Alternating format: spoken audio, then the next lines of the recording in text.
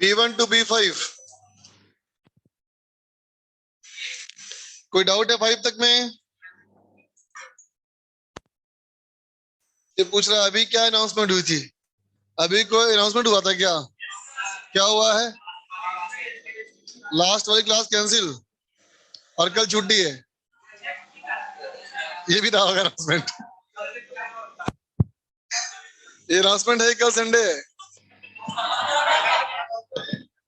इसलिए आज से मैं लास्ट क्लास का डिस्काउंट मिल गया। चलो B1 टू B5 पूछना है कोई? B5 B8 चाहिए, 5 भी चाहिए ना? ठीक, देखो बेटा क्वेश्चन नंबर B5। देखो, a converging beam of light rays is incident on a concave spherical mirror whose radius of curvature is 0.8 metre. देख बेटा, एक कॉनकेव मिरर, इस कॉनकेव मिरर का रेडियस 0.8 मीटर, इसके ऊपर एक कन्वर्जिंग बीम गिरी है ना? और कहता है extension of incident rays intersect the optical axis 40 centimetre from mirror's pole. मान ले बेटा एक रे जो आई है ये अलोंग प्रिंसिपल एक्सिस आई, और दूसरी जो रे हमारी है वो इसको इंटरसेक्ट कर रही है यहां से 40 सेंटीमीटर दूर, है ना? 0.4 मीटर दूर। तो ये हो गया बेटा ऑब्जेक्ट, है ना? बोलो, होगा ना ऑब्जेक्ट? तो अभी की कंडीशन में ये हो गया बेटा एक्स एक्सिस, यू कितना हो गया बोलो? 0.4 मीटर ना, एफ हो जाएगा -0.4 मीटर। ठीक है, तो हमें बेटा UF by you minus F तो क्या माइनस ऑफ 0.16 डिवाइडेड बाई क्या होगा रे यू माइनस एफ, 10 हो जाएगा ना ये 0.8, इसका मतलब minus of 0.2 metre, 20 in front of mirror. मतलब रिफ्लेक्शन के बाद ये तो ऐसे लौट जाएगी बेटा, और यहाँ कट करेगी यहां से 20 सेंटीमीटर की दूरी पे। ठीक है, आगे देखो B8 में,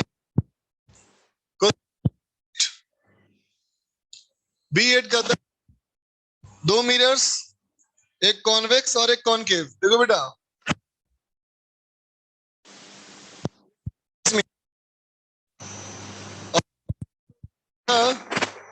कॉनकेव मिरर, ठीक है, दोनों का प्रिंसिपल एक्सिस कॉमन है बेटा, है ना? दोनों का फोकल लेंथ 36 सेंटीमीटर, दोनों का फोकल लेंथ 36 सेंटीमीटर। बोलो किसका पॉजिटिव किसका नेगेटिव? कॉन्वेक्स का पॉजिटिव और इसका नेगेटिव। ठीक है बेटा, the separation between the mirrors is 1 metre, दोनों मिरर के बीच की दूरी 1 मीटर। ठीक है, अब कहता है कि at what distance from the concave mirror should an object be placed। कहता है कॉनकेव मिरर की दूरी पे ऑब्जेक्ट रखोगे, एक्स की वैल्यू क्या होगी, है ना?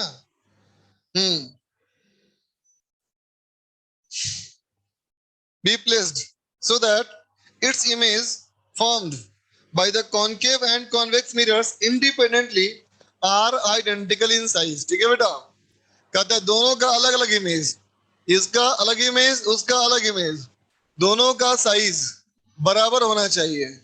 सवाल समझ में आया बेटा? इमेज का साइज बराबर होना चाहिए, है ना? सीधा बने उल्टा बने उससे मतलब नहीं है, साइज बराबर बनना चाहिए, है ना? तो चलो पहले सोचो बेटा इसके बारे में, कॉन्वेक्स मिरर है ना? हाँ हाँ भाई। हाँ आवाज आ रही है, ठीक है।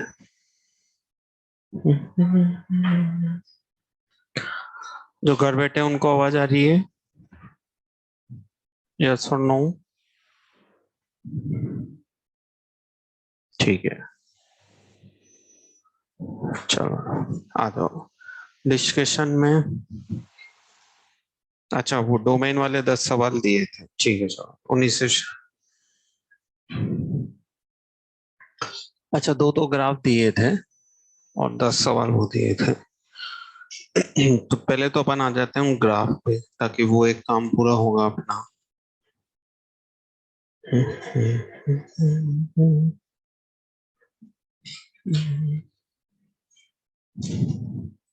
गेट कौन लगा जाता है यार ये?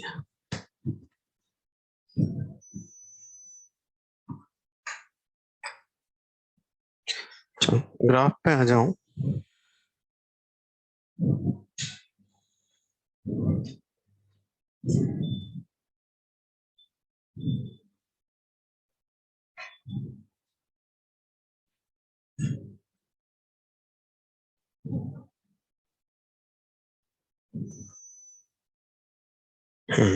दो ग्राफ थे अपने।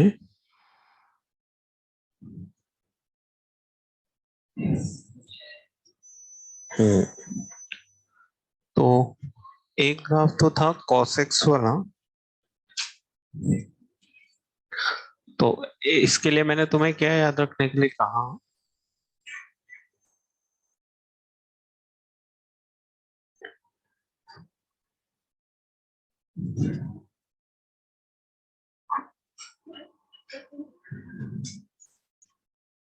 है ना? अब हमने ये कहा था कि यहाँ पे जो हम वर्टिकल लाइनें बनाएंगे, क्या बनाएंगे? वर्टिकल। तो जैसे 1 यहाँ पे मान लिया अपन, है ना, π/2 के पहले ये 1 आ गया, है ना। अब ये पाई है तो पाई के पहले कहीं ना कहीं यहाँ 2 आएगा, और एक कहीं ना कहीं 3 भी आएगा। ऐसे ही इधर कहीं ना कहीं -1 भी आएगा। तो बस जहां हमने कल बनाया था कि जैसे 0 भी है ना, तो हम बना रहे y equals to cos greatest integer x। तो ये 0 से 1 तक तो ये बन जाएगा तुम्हारा 1 वाला। फिर 1 पे ये होगा तो ये यहां से यहाँ तक 2 तक का बन जाएगा। 2 पे जो होगा वो कहाँ तक बन जाएगा? 3 तक बन जाएगा। 3 पे जो होगा वो कहाँ तक बन जाएगा? 4 तक बन जाएगा। x के लिए बनानी है हमें, जो वर्टिकल लाइन है बनानी है, वो किसके लिए बनानी है? x। तो 0 से 1 में यही रह जाएगा, 1 से 2 में यही रह जाएगा, 2 से 3 में यही रह जाएगा, 3 से 4 में यही रह जाएगा। इसका ग्राफ बन जाएगा। दूसरा एक हमने बनाना था फ्रैक्शनल पार्ट x² + 1 का। तो मैंने एक समझा था कि मैं इसको 0 से 1 में क्या लिख सकता हूँ? x² + 1। तो वो 0 से 1 वाला डार्क करूंगा, फिर उसी को क्या कर दूंगा? रिपीट कर दूंगा, है ना। तो 0 से 1 वाला डार्क करना है, बाकी किसको रिपीट कर देना। तो x² + 1 कुछ ये ग्राफ बनेगा। x² का ग्राफ एक यूनिट कहाँ शिफ्ट हो जाएगा? ऊपर, है ना। अब x² + 1 का ग्राफ बनेगा, एक यूनिट ऊपर शिफ्ट हो जाएगा, ठीक है। x² का ग्राफ और x² + 1 का ग्राफ। मैंने कुछ गलत बना दिया, मैंने -x² का बना दिया। हाँ, वो मुझे -x² का बना दिया। यहाँ पे ग्राफ बनेगा, x² का ग्राफ है, एक यूनिट ऊपर शिफ्ट हो जाएगा। x² का ग्राफ एक यूनिट ऊपर शिफ्ट हो जाएगा, है ना। तो अगर हम वही 0 से 1 वाली बात करेंगे, है ना, 1 2, है ना, तो ये 0 से 1 वाला शेप रहने वाला है, ये 0 से 1, समझ रहे हो। तो ये 0 से 1 रहेगा, तो यही तुम्हारा क्या हो जाएगा? 1 से 2। यही तुम्हारा क्या हो जाएगा? 2 से 3। तो यही वाला रिपीटेशन बनेगा। फ्रैक्शनल पार्ट की शिफ्टिंग में दिक्कत है ना।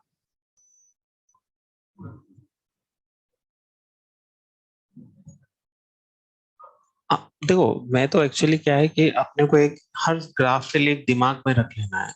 अब मान लो कुछ भी बने तो हमने तो ये सीख लिया कि भाई ये जो बनेगा उसको क्या करना है? रिपीट करना है। बाकी तो उसका बनाने में कोई दिक्कत नहीं। वो अलग चीज है ना, वो तो वाई डोमेन आ जाती है उसमें, तो फिर हम स्क्वायर करके सर्किल बना लेते हैं उसको। हाँ वो तो सर्किल बना लेते हैं अपन, पॉजिटिव वाला बनाते हैं ना उसमें तो।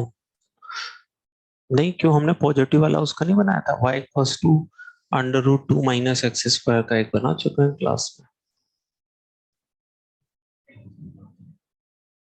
अरे तो उसका तो आधा पार्ट बनाया ना मैंने, पूरा थोड़ी ना बनाया। अभी कल ही तो सिखाया था y बराबर √x और y स्क्वायर बराबर x।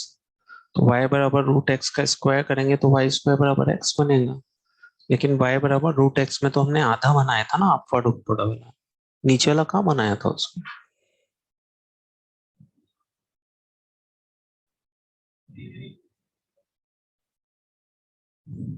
किसका?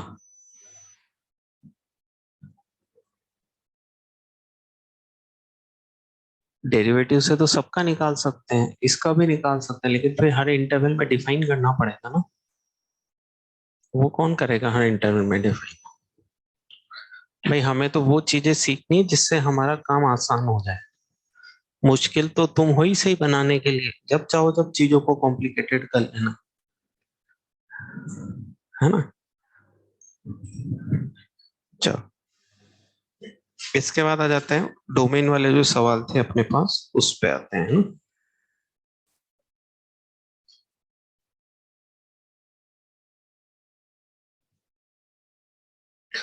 चलो।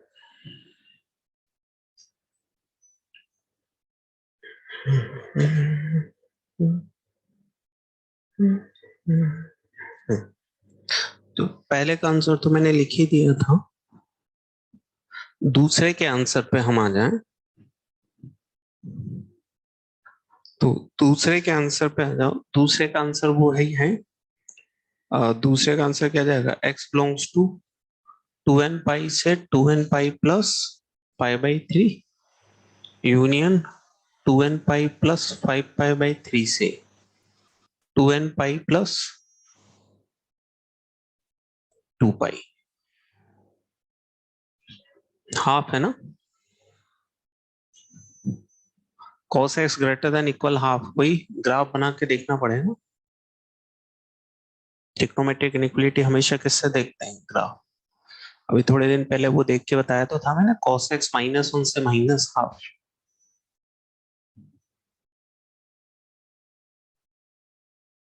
बताया था। ज्यादा दिन पुरानी बात थोड़ी ना है। चलो, तीसरे का आंसर x बिलोंग्स टू -1/6 से π/3 यूनियन 5π/3 से 6।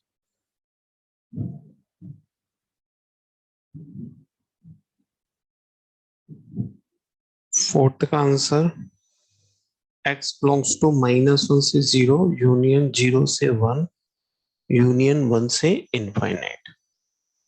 5 का आंसर है x बिलोंग्स टू -3 से -2 यूनियन 2 से 3। अच्छा, 5 तक में बताओ इसमें क्या पूछना तुम्हें। ये 5 तक के आंसर मैंने लिख दिए।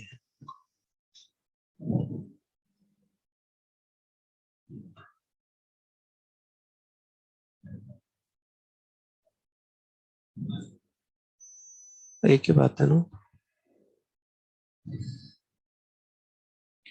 ठीक है। तो 5 तक में किसी को दिक्कत हो तो बोलो, वो वाला डिस्कस कर लें अपन। जो घर बैठे हैं उनमें से किसी को कुछ पूछना 5 तक में। सेकंड एंड 4, सेकंड तो बिल्कुल पूछने लायक नहीं है। क्या करा तुमने सेकंड में, बताओ मुझे।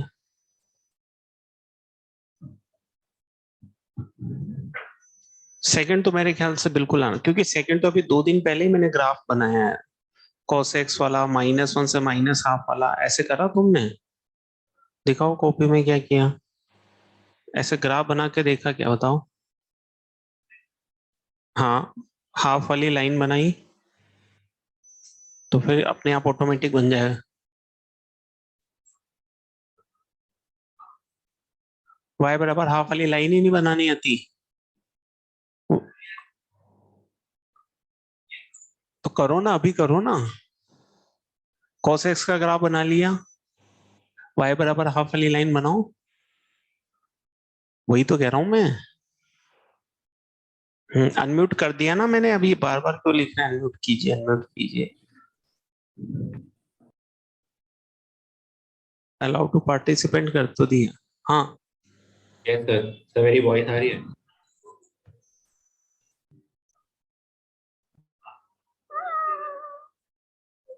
तुम तो 0 से 2 पाई में बनाते हैं, उसके बाद n पाई 0 2 n पाई ऐड कर देते हैं जनरल सॉल्यूशन के लिए, यही तो नियम है।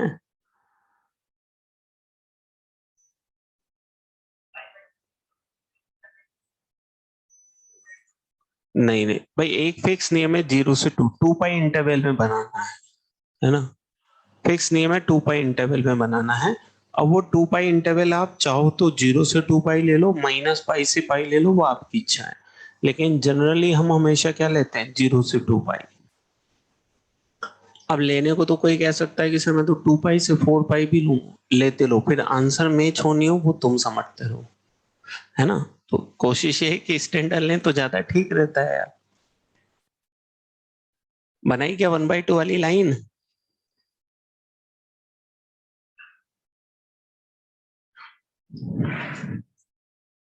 बना दी?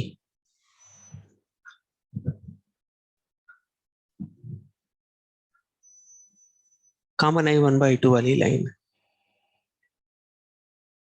ये तो cos x का ग्राफ बना लिया। अब मैं कह रहा हूँ y बराबर 1/2 वाली लाइन बनाई, तो बनाए ना y बराबर 1/2 वाली लाइन।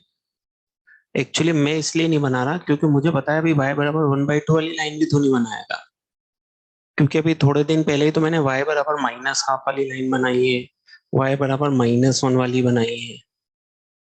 इसीलिए मैं रुका हुआ हूँ, मैं चाहता हूँ कि आज तेरे हाथ से y बराबर हाफ वाली लाइन तो बन जाए। मुझे तो बनानी, मैं तो अभी फिर बना दूंगा खटाक से। अच्छा, y बराबर 0 बनाना आता है? क्या होता है y बराबर 0? लाइन कौन सी होती है y बराबर 0? कहाँ पे होती है, एक बार प्लॉट करके बता y बराबर 0 लाइन। और y बराबर 1 कौन सी लाइन होती है फिर? ये तो x बराबर होती है। हम्म। तो y बराबर 1 वहां ऊपर बनेगी जहां पे 0 पे वैल्यू बनाएगी, तो y बराबर हाफ वाली लाइन बीच में बनेगी। यही तो मैं कह रहा हूँ, क्योंकि उस रोज ही तो बनाई अपन ने -1 और 1 वाली लाइन। अब इसका मतलब उसके बाद भी नहीं आना, इसका मतलब y बराबर हाफ वाली लाइन में भी दिक्कत है। वही मैं बताना चाह रहा हूँ कि इसीलिए तो मैं चिल्लाता रहता हूँ कि भाई आसान सीखो, आसान सीखो। बाकी ऐसे कोई थोड़ी ना, मुझे पता है ना कि हम आसान, अब देखो इतनी मेहनत करने के बाद, पूरी 11th पढ़ाने के बाद तुम y बराबर 2 वाली लाइन भी नहीं बनाओ फटाफट, तो कैसे क्या काम हो। ये y बराबर कौन सी लाइन बनाई, हाफ। और जो डोमेन की कंडीशन बन रही थी दूसरे में, वो क्या बन रहा था, cos x हाफ से बड़ा ही तो चाहिए था।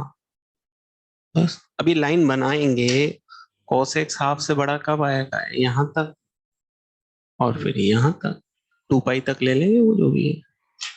तो क्या क्या आ गया, ये वैल्यू किस पे आती है, π/3। ये वैल्यू किस पे आती है, 5π/3। तो x कहां से कहां तक गया, 0 से π/3 यूनियन 5π/3 से कितना, 2 पाई। ये आ गया, यही तो आ गया। अब अभी थोड़े दिन पहले वो वाला भी मैंने ग्राफ से ही सोल्व किया था, -1 से -1। लेकिन प्रॉब्लम क्या है कि जिसको नहीं आता ना, उसने घर जाके इसको भी दोबारा नहीं समझा होगा, नहीं समझाना।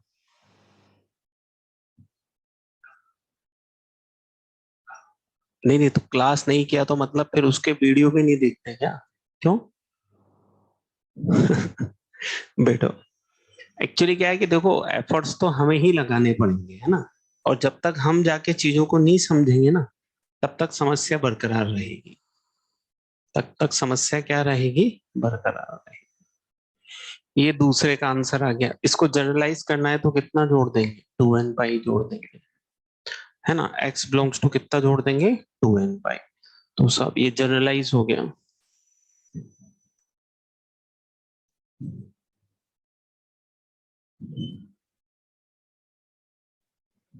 ये जनरलाइज का आंसर आ गया। आ गया 2 का आंसर। अब मान लो कि हमें 3 करना है, तो 3 में क्या था, दो दो कंडीशन थी, दोनों का क्या लेना था, इंटरसेक्शन। तो ये तो दूसरे का आंसर आ गया ना, ये दूसरे का आंसर आ गया, दूसरे का आंसर भी आ गया, दूसरे का सॉल्यूशन भी हो गया। अब मान लो अगर तुम्हें तीसरा सवाल करना था, तो उसमें 2 कंडीशन थी। एक तो ये वाली कंडीशन थी जिसको तुम्हें पॉजिटिव करना था, इसका -1/6 से 6 आ रहा है, और एक कंडीशन ये बन रही थी cos x greater than equal half. तो अब मुझे अगर इन दोनों का इंटरसेक्शन लेना है, तो मैं क्या करूंगा, cos x का ग्राफ इसी इंटरवल में देख लूंगा, cos x का ग्राफ इसी इंटरवल में देख लूंगा। अब cos x का ग्राफ इसी इंटरवल में देखना है, तो कोई उसमें बड़ा काम थोड़ी ना है। देखो जैसे cos x का ग्राफ इसी इंटरवल में देखना है, तो -1/6 ही होगी कोई लाइन, -1/6, और एक कहां पे है 6, तो ये 2 पाई से थोड़ा सा पहले ही तो 6 होगा।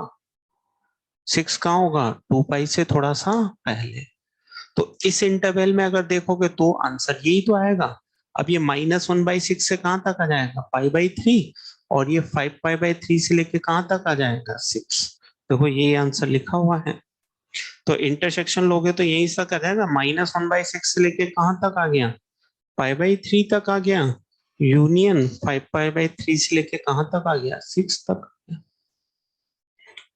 एक्चुअली अगर हम चीजों को सीखेंगे ना, तो जरा जरा सा चेंज होता है और वो थोड़ी सी नई चीज बन जाती है। अब वही सवाल था, बस मुझे वो उसका सॉल्यूशन कहां से कहां तक देखना था, -1/6 से 6 में देखना था।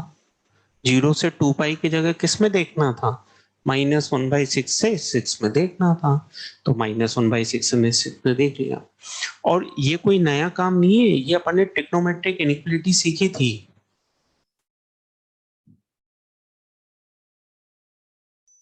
अरे हाँ ना, ट्रिग्नोमेट्रिक इनइक्वालिटी पढ़ा चुके हैं हम। और वहां क्या कुछ कह रहा है क्या, ट्रिग्नोमेट्रिक इनइक्वालिटी पढ़ाई थी, और वहां पे ऐसे बहुत, और ये तो एकदम आसान है ना, इससे कॉम्प्लिकेटेड कॉम्प्लिकेटेड सवाल वहां पे किए थे। इससे कॉम्प्लिकेटेड हमने तो, मैं वो जो चीज चिल्ला चिल्ला के ऐसे नहीं कहता कि भाई कि मुझे दौरे से पढ़ते हैं और मैं चिल्लाने लगता हूँ कि आसान पे ध्यान दो, आसान पे ध्यान दो, ऐसा नहीं।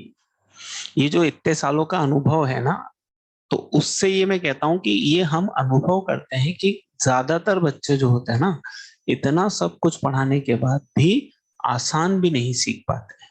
कारण रिवाइज नहीं करते हैं घर जाके, दोबारा उनसे एक एक सवाल को खुद से समझ के सोल्व ही नहीं करते हैं कि भाई हाँ देखो ये y=1 वाली लाइन बनाई तो कैसे बनाई, हाफ वाली लाइन बनाई के तो कैसे बनाई, ये खुद से रिवाइज नहीं करते हैं। और जब खुद से, अच्छा उसमें उसका भी दोष नहीं बचेगा, वो भी क्या करे, दुनिया भर का होमवर्क देते हैं, हम सब करते हैं, वो भी क्या करे, है ना। लेकिन वो क्या है कि कहीं ना कहीं कुछ चीजों को हमें टाइम देना ही पड़ेगा। अच्छा नहीं देंगे तो फिर क्या है, अब जैसे मान लो ये नहीं आता, तो दूसरे सवाल मैथ का, तीसरे मैथ का, या मैं थोड़े दिन पहले इनइक्वालिटी की बात इसीलिए कर रहा था। अब मान लो इनइक्वालिटी सोल्व करनी नहीं आएगी, उसमें अटकेंगे तो ना तो पहले का आंसर आएगा, ना दूसरे का आएगा, ना तीसरे का आएगा, ना चौथे का है, सब में आगे जाके क्या बनेगी, इनइक्वालिटी ही बनने वाली है। सब में आगे जाके क्या बनने वाली है, इनइक्वालिटी बनने वाली है। तो इसलिए उसको आना जरूरी है ना। चलो फोर्थ का आ गया सबका, वही डोमेन की 2 कंडीशन लगा देंगे, x² 0 से 1, x² 1 से बड़ा, और x+1 1 से बड़ा। फिफ्थ का आंसर आ गया, किसका नहीं आया, हाँ कंडीशन ही नहीं लगाई होगी। कितनी कंडीशन लगाई डोमेन की बताओ, एक लगा के बैठ गए होंगे, 3 तो बन ही नहीं रही है। बता 3 कंडीशन कौन कौन सी लगाई।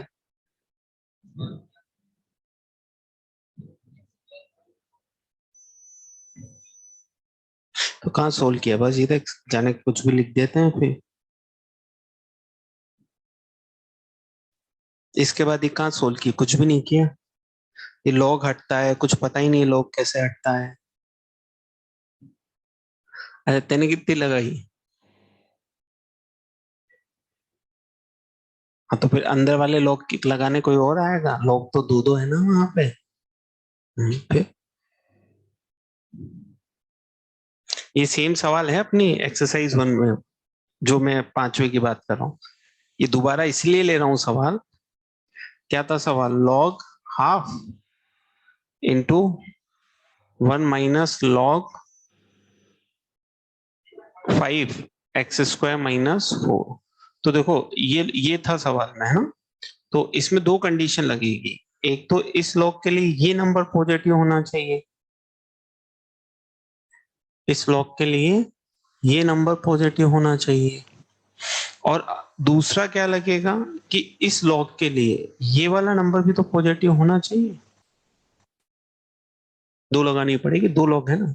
अब इसको सोल्व करेंगे तो इसका आंसर वो आता है माइनस इनफाइनाइट से -2 यूनियन 2 टू इनफाइनाइट। वो फैक्टर करके नंबर लाइन बना के आएगा ये आंसर। अब इसको सोल्व करेंगे तो ये उधर चला जाएगा, तो 1 ग्रेटर देन log 5 x² - 4। अब log हटाएंगे तो log हटाते वक्त देखना पड़ता है कि बेस 1 से छोटा है कि बड़ा है। ऐसे नहीं हटता इनइक्वलिटी में log। तो ये क्या है, 1 से बड़ा, तो हटाते वक्त साइन चेंज नहीं होगा। तो ये क्या है, 5 x² - 4। तो x² - 9 लेस देन 0। तो वही इसके फैक्टर करेंगे, तो ये x कहां से कहां तक आएगा, -3 से 3। और 1 और 2 का क्या लेंगे, इंटरसेक्शन। तो x कहां से कहां तक आएगा, -3 से -2 यूनियन 2 से 3। तब जाके आंसर है।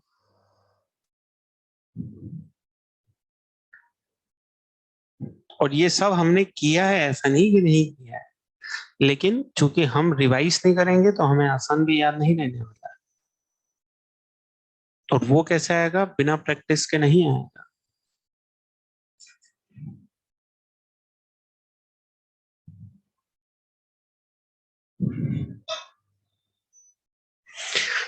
चलो 5 के बाद आ जाते हैं।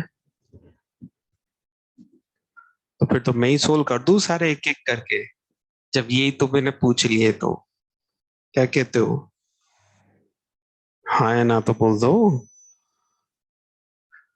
अरे कहाँ गए सब?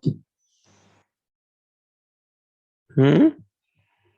तो फिर मैं, इसका मतलब ये है कि सारे मुझे सोल्व करने हैं, क्योंकि जब पुराने वाले तुमने मुझसे सोल्व कराया तो नए भी मुझे ही करने पड़ेंगे। इसके बाद आ जाते हैं हम 6 नंबर क्वेश्चन पे। अब इसमें क्या लग रहा है, एक तो अंडर रूट है और एक डिनोमिनेटर में है। इसका मतलब कितनी कंडीशन लगी, एक तो ये क्या होना चाहिए, पॉजिटिव,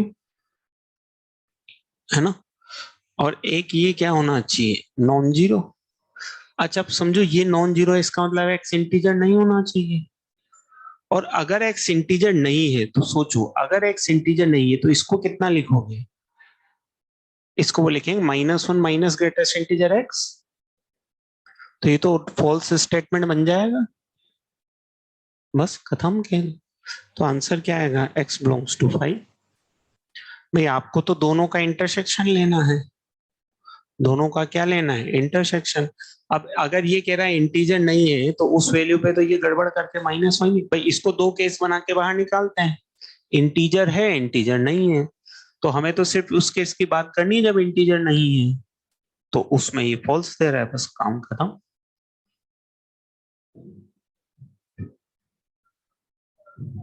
तो भी कोई फर्क नहीं पड़ता सवाल पे तो। वो तो डिनोमिनेटर तो तब भी नॉन जीरो ही आएगा।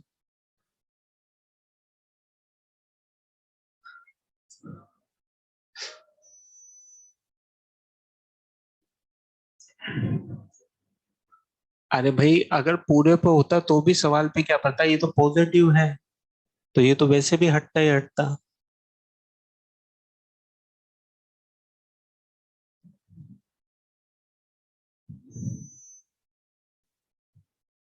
अब इसका मतलब ये है कि अभी जब कल के डिस्कशन में एक वो C4 C5 सवाल आया था, तब तेने क्या किया था।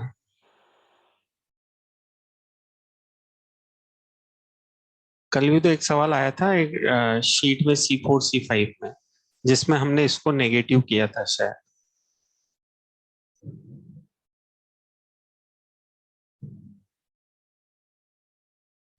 मतलब ये वही बातें कर रहे हैं जो अभी अपने कल परसों में पढ़ी है, पिछले साल वाली बात नहीं कर रहा हूँ, ये तो कल परसों में पढ़ी है वही वाली बात कर रहा हूँ। चीजों को ध्यान रखना पड़ेगा ना। ये हो गया 6 क्लियर है। 6 के बाद आते हैं हम 7 पे। 7 क्या था? लॉग थे। चलो तो 7 में देखो, अगर दो लॉग थे अपने पास, है ना, तो एक तो पहले वाले लॉग के लिए क्या बनेगा? Greatest integer positive, fractional part positive और fractional part not equals to 1। और दूसरे वाले के लिए क्या बनेगा? फ्रैक्शनल पार्ट पॉजिटिव, है ना, ग्रेटेस्ट इंटीजर पॉजिटिव और greatest integer not equals to 1 बनेगा। ये लॉग की कंडीशन लगाई ना, x positive, a positive, a not equals to 1। अब इसको पढ़ते हैं कि भाई इसका मीनिंग क्या बन रहा है। देखो, तो जैसे अगर इंटीजर में पढ़ो तो इंटीजर में क्या क्या लिखा हुआ है कि भाई इंटीजर पॉजिटिव होना चाहिए, इंटीजर पॉजिटिव होना चाहिए, इंटीजर 1 के बराबर नहीं होना चाहिए। तो इसका मतलब यही तो निकल के आया कि इंटीजर 2 या 2 से बड़ा होना चाहिए। भाई 1 नहीं होना चाहिए, 0 से बड़ा होना चाहिए, इसका मतलब 2 या 2 से बड़ा ही तो होगा, 2 या 2 से बड़ा होगा। और ये 2 या 2 से बड़ा है तो x कहां से कहां तक जाएगा? 2 टू इनफाइनाइट। ये ग्रेटेस्ट इंटीजर का मीनिंग निकाल लिया मैंने। अब मैं किसके बात आ जाता हूँ भाई, फ्रैक्शनल वाले का क्या मीनिंग है? ये कह रहा है कि फ्रैक्शनल 0 से बड़ा होना चाहिए और फ्रैक्शनल 1 के बराबर नहीं होना चाहिए। तो फ्रैक्शनल 1 के बराबर नहीं होता है, हम जानते हैं। अभी कह रहा है कि फ्रैक्शनल 0 से बड़ा होना चाहिए। तो बस दिक्कत कहां पे है कि फ्रैक्शनल 0 नहीं होना चाहिए, 0 से बड़ा तो होता ही है, 0 से बड़ा तो होता ही है। बस फ्रैक्शनल क्या नहीं होना चाहिए? 0। क्योंकि अगर ये 0 हो गया तो गड़बड़ देगा, बाकी तो कोई दिक्कत नहीं। अब ये 0 नहीं होना चाहिए, इसका मतलब x क्या नहीं होना चाहिए? इंटीजर। तो फाइनल आंसर क्या आएगा? फाइनल आंसर आएगा कि 2 टू इनफाइनाइट में से मैं क्या हटा दूं? इंटीजर साले। मतलब 2 हट जाएगा, 3 हट जाएगा, 4 हट जाएगा, 5 हट जाएगा, ये सारे इंटीजर हट जाएंगे।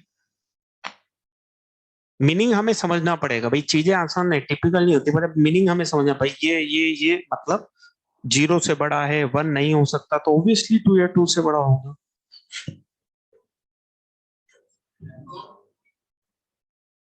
अब देखो, लिखने के हर बार अलग अलग हो सकता है, उस पर अपन कुछ नहीं कर सकते भाई। आंसर ये आ रहा है क्या जो मैंने लिखा?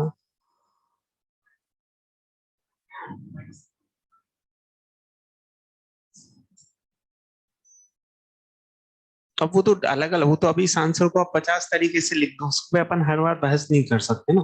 अब कोई कहे कि सर मैं तो ओपन लिख के करूंगा, कर दे भाई, तेरी मर्जी।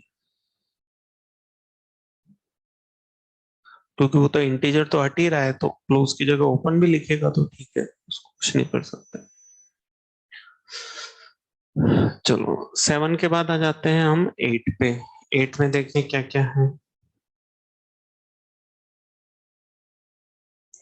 8 में हमारे पास क्या था?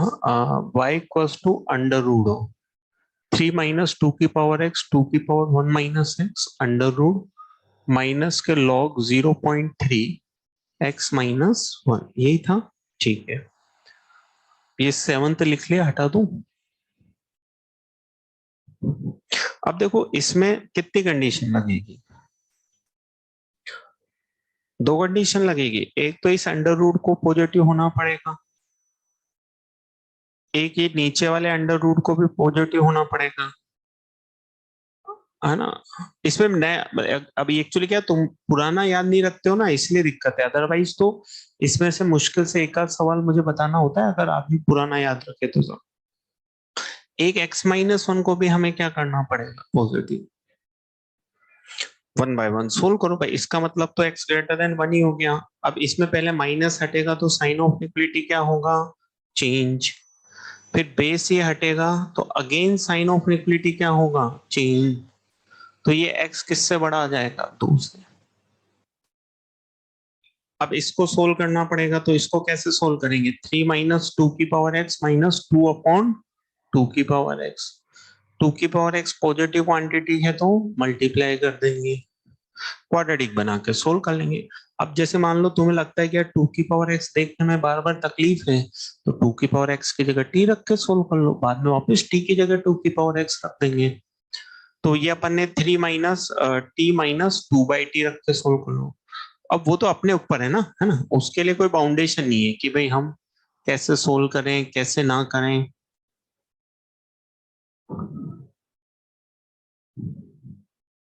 तो टी कहां से कहां तक आ जाएगा, 1 से 2। तो 2 की पावर एक्स 1 से 2, तो एक्स कहां से कहां तक आ जाएगा, 0 से लेके कहां तक, 1 तक। तो अब अगर आप इंटरसेक्शन की बात करोगे तो कितना आएगा 5, क्योंकि देखो ये कह रहा है 2 से बड़ा और ये कह रहा है 1 या 1 से छोटा। तो एक कह रहा है 2 से बड़ा, एक कह रहा है 1 या 1 से छोटा, तो इंटरसेक्शन कितना आएगा 5। एक 2 या 2 से बड़ा कह रहा है, एक 1 या 1 से छोटा कह रहा है, तो इंटरसेक्शन कितना आने वाला है 5।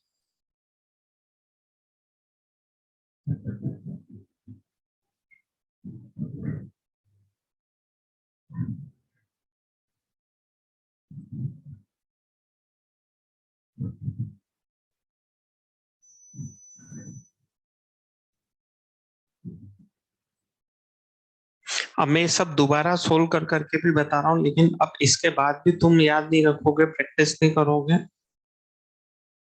कुछ भी नहीं। वो तो दोबारा भी प्रैक्टिस तो तुम्हें करनी पड़ेगी। ऐसा नहीं कि मेरे दोबारा बताने से अब तुम्हें हमेशा याद रह जाएगा, नहीं। मैं तो 4 बार भी बता दूंगा तो भी याद तो तब रहेगा जब तुम खुद से 1-2 बार करोगे। और जब तक खुद से 1-2 बार समझ के नहीं करोगे तब तक याद नहीं रहेगा। चाहे हम 4 बार बता दें कोई फर्क नहीं पड़ने वाला। खुद से जब तक 1-2 बार घर जाके समझ के नहीं करोगे तब तक वो चीजें याद नहीं रहे, ये तय है।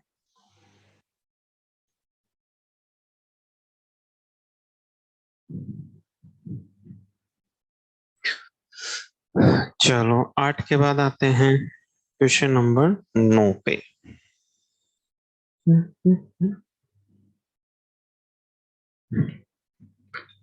लिख लो इसको फटाफट। क्वेश्चन नंबर 9 पे हम आए तो 9 हमारे पास है y प्लस टू e की power x plus sine x plus 1/√1 minus sine x plus या माइनस जो भी लिखे √sin cos x, है ना, ये है मान लो।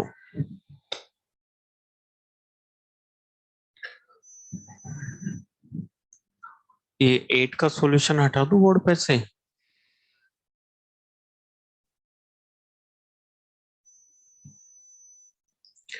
एक बच्चा लिख रहा है सर आपको कितना नालायक बेच मिला है। अरे बेच नालायक, देखो मैं फिर तुम्हें समझाता हूँ। क्या है कि अगर आपको टैलेंटेड, देखो पढ़ा, जिसको कुछ नहीं आता उसको सिखाओ तो मजा है, सीखे हुए को सिखाया तो फिर क्या मजा है।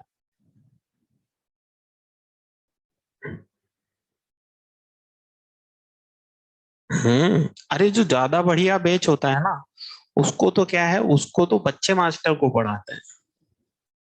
हाँ हाँ सच कह रहा हूं मैं। सच बता रहा हूं मैं, और क्या। तो बेच तो सब बढ़िया होते हैं भाई, हमें तो सिखाना ही तो है, तो उसमें बढ़िया घटिया कुछ नहीं होता। कुल मिला के तुम सीख जाओ तो सब बढ़िया है। तो मैं इसलिए बार बार कहता हूँ ना, वो तो क्या है कि हमने आसान चीजों पे ध्यान नहीं देते ना, इसलिए नुकसान ज्यादा होता है। बच्चा बेकार नहीं होता, वो तो बेचारा पता नहीं कहाँ मेहनत करता रहता है। मेहनत हर बच्चा करता है ऐसा नहीं, पर वो क्या होता है कि बेचारा पता नहीं कहाँ मेहनत करता रहता है और उसका आउटपुट पता नहीं कहाँ जाता रहता है। हालांकि अच्छा वो अलग बात है, मैं तुम्हें बताऊं, मतलब जितनी मैं ये मान के चलता हूँ कि जितनी तुमने 10वीं के पहले मेहनत की होगी 10वीं के बाद यहाँ आने के बाद उससे मेरे ख्याल से 5 गुना ज्यादा मेहनत करते होंगे। अब बच्चा भी बेचारा क्या करे कि 10वीं तक, 10वीं के पहले मेहनत जितनी करता था यहाँ आने के बाद उससे 5 गुना ज्यादा मेहनत करता है। और नंबर उससे 5 गुना कम आते हैं। मजाक नहीं, सच्चाई है ये। मतलब अगर 10वीं तक पूछो बच्चे के, उनने का कितनी परसेंट आई, 80%, 90%, 100%, 98%, और यहाँ आके उससे 5 गुना ज्यादा मेहनत करते हैं और पेपर में एवरेज कितना चल रहा है, 18, 20, 25। वो भी क्या करे बेचारा, उसका भी दिमाग खराब, उनने का मेहनत भी 4-5 गुना करती जितनी पहले करते थे, और जितनी ज्यादा मेहनत कर रहे हैं आउटपुट उतना कम होता जा रहा है। उसका भी दिमाग खराब। ऐसा नहीं कि उसकी बेचारे की मेहनत में कोई कमी, वो मेहनत करता है, लेकिन वो भी क्या करे बेचारा, आउटपुट निकलता ही नहीं है। अब आउटपुट निकलेगा भी कहां से, उसको समझ में उसको लगता है हाँ ये भी आ गया, लेकिन वो खुद से बनाएगा जब। इसलिए मैं कई बार ये कहता हूँ कि हम जैसे मान लो हम 1 घंटे 1.5 घंटे में पढ़ा के गए ना, तो घर जाके इसको दोबारा एक एक सवाल को समझना है, उसमें भी बच्चे को 2-2.5 घंटे चाहिए होते हैं। उसमें भी बच्चे को क्या चाहिए होते हैं, 2-2.5 घंटे। मतलब वो जाएगा, एक एक चीज को समझेगा, अच्छा ये लाइन बनाई, फिर मुझे चूंकि बड़ा चाहिए था तो ये ऊपर वाला हमने क्या किया, डार्क किया, फिर हमने देखा इसमें एक्स कहां से कहां तक आ रहा है, तो उसमें भी टाइम चाहिए होता है उसको। अब मान लो अगर वो उसी को अच्छे से घर जाके समझ लेगा तो फिर होमवर्क कब करेगा? रोज हम होमवर्क भी देके जाते हैं, फिर 11th का भी है। तो इसीलिए मैं बार बार इसीलिए कहता हूं कि हम अगर आसान चीजों को भी पकड़ के लेना तो वो उपलब्धि है। वो क्या है? उपलब्धि है। सिर्फ आसान सीख पाए तो वो उपलब्धि होती है, क्योंकि वो भी बहुत मुश्किल काम होता है आसान भी सीख पाना। आसान सीख पाना भी क्या होता है, बहुत मुश्किल काम होता है, इतना आसान नहीं होता है। इसीलिए तो बार बार कहता हूं कि सिलेक्शन के लिए तो सिर्फ क्या आना जरूरी है, आसान, क्योंकि वो आसान भी नहीं सीख पाता है। चलो अब इसमें आ जाते हैं हम, तो इसमें सबके डोमेन की बात करते हैं। इसकी domain x belongs to r, sine हमेशा डिफाइन, x हमेशा डिफाइन। इसकी डोमेन की बात करूं तो 1 माइनस साइन एक्स क्या होना चाहिए, पॉजिटिव। तो साइन एक्स क्या होना चाहिए, नेगेटिव। इक्वल तो नहीं लगाएंगे क्योंकि डिनोमिनेटर में है। अच्छा, साइन एक्स लेस देन 1, इसका मतलब sine x is not equal to 1, ये इसका मतलब होगा। अच्छा, अब इससे ये भी लिखना पड़ता है ना।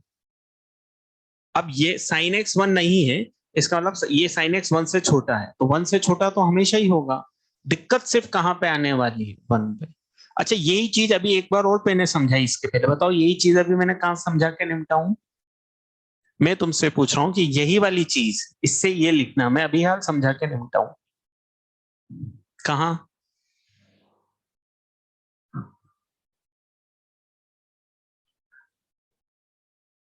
क्या चीज बताए अभी, सेम यही चीज में समझा के निपटाऊं? क्या चीज समझाई थी मैंने अभी, सेम यही बात? हाँ, जैसे अभी फ्रैक्शनल पार्ट में नहीं समझाई मैंने कि फ्रैक्शनल पार्ट पॉजिटिव है, तो वो तो ऑलवेज है ही सही है। सिर्फ दिक्कत कहां पे है कि इसका मतलब मैंने नहीं समझाया था कि फ्रैक्शनल पार्ट क्या नहीं होना चाहिए, 0, क्योंकि ये हो गया तो दिक्कत है, पॉजिटिव है तो कोई दिक्कत ही नहीं। तो 1 से छोटा है तो कोई दिक्कत ही नहीं है। तो दिक्कत कहां पे है, जब साइन एक्स क्या हो 1, और ये हमें लिखना पड़ेगा खुद से। अब इसका मतलब x क्या नहीं होना चाहिए, 2n+1 π/2।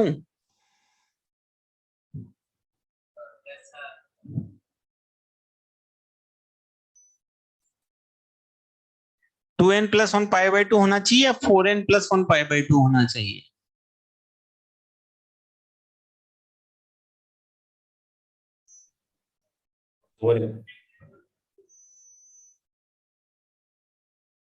दोनों ही सही है। 2n+1 π/2 मतलब मैं इसलिए कहता हूं कि क्या होता है कि हम तो लिखते जाते हैं, अच्छा हाँ हाँ हाँ, लेकिन बच्चे को खुद तक समझना पड़ेगा तब जाना है। अब बताओ क्या लिखो, 2n+1 π/2 कि 4n+1 π/2? 4n+. दोनों नहीं, 4n+1 π/2 लिखना पड़ेगा। ये 1 नहीं हो सकता। अगर आप 2n+1 π/2 लिखेंगे तब तो फिर ये -1 वाली वैल्यू भी दे देगा। क्योंकि और 2n+1 π/2 का मतलब है π/2, 3π/2, 3π/2 मना थोड़ी ना कर रहा है, -1 तो हो सकता है, हो सकता है ना। अब इसमें अच्छा ये भी नहीं समझ में आता तो थोड़ा और आसान लिख लें, ऐसे लिखें, क्या नहीं होना चाहिए, 2n π + π/2। भाई sin x 1 नहीं है तो x π/2 नहीं होना चाहिए। जनरलाइज करने के लिए कितना जोड़ दिया, 2n π। भाई नहीं याद रहता तो कोई बात नहीं, चीज और आसान भी समझ सकते हैं हाँ भाई। भाई हमने कहा ना sin x 1 नहीं होगा तो x क्या नहीं होगा, π/2। जनरलाइज करने के लिए क्या नहीं होना चाहिए, 2n π + π/2।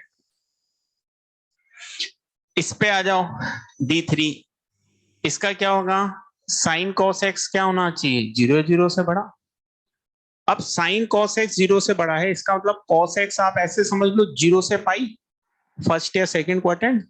साइन कौन से क्वाड्रेंट में पॉजिटिव होता है, फर्स्ट और सेकंड। अब साइन साइन थीटा, थीटा की जगह cos x है ना, तो फर्स्ट या सेकंड। अब आप समझो कि ये फर्स्ट और सेकंड है, तो cos पॉजिटिव कब होता है, फर्स्ट एंड फोर्थ, तो ये आ गया। इसको भी जनरलाइज करना है तो इसमें भी कितना जोड़ दो, 2n π।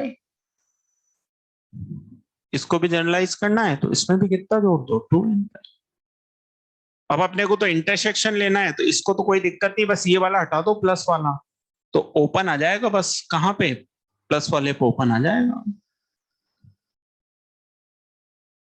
प्लस वाले पे क्या आ जाएगा, ओपन आ जाएगा। लिखो फटाफट फिर अगला करेंगे।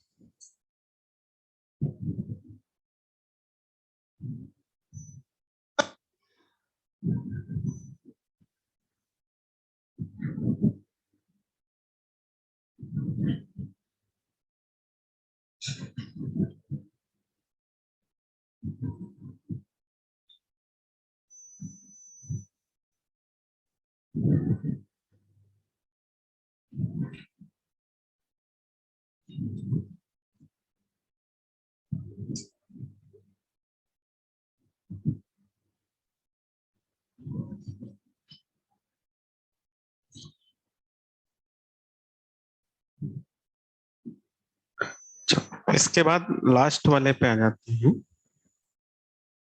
क्वेश्चन नंबर 10 पे है ना। चलो क्वेश्चन नंबर 10 था, ये क्वेश्चन तो हटा दो।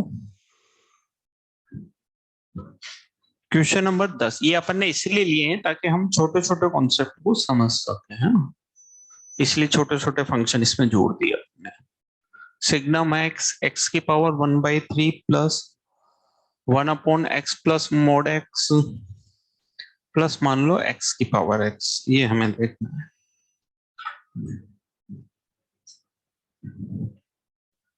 है ना।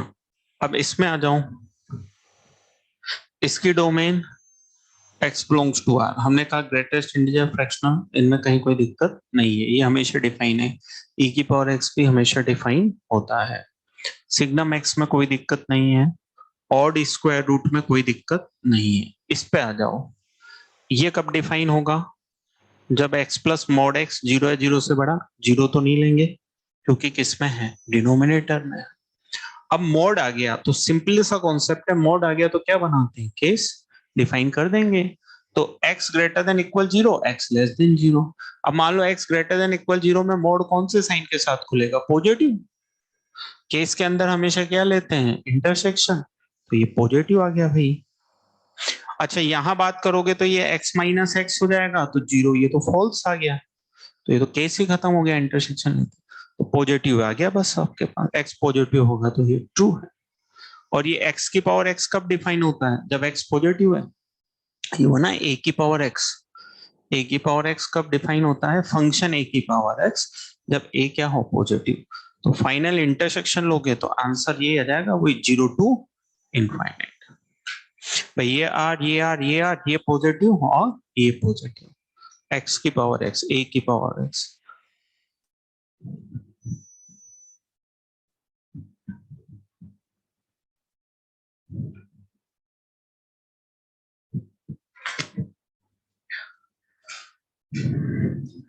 और बताओ भाई इसमें किसी का और कोई डाउट रह रहा हो 1 to 10 में।